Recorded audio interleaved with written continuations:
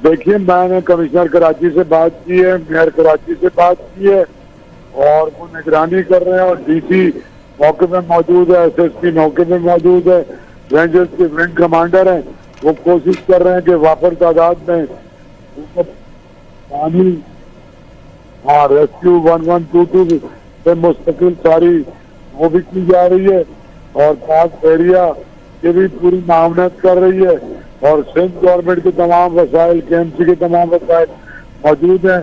District central के DC और SSP भी वहाँ है और रेंजर्स के विंग कमांडर भी वहाँ है।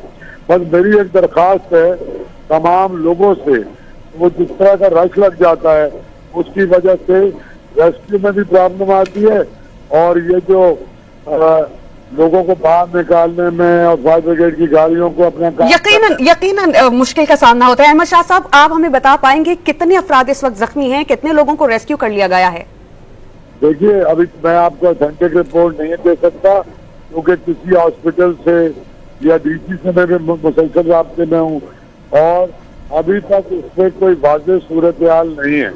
तो जैसी जो इतला आएगी मैं इंशाल्लाह शेयर करता रहूंगा मीडिया से। अच्छा अहमद शाह साहब, क्या ये बता सकते हैं कितनी गाड़ियां आग पर काबू पाने के लिए हिस्सा ले रही हैं?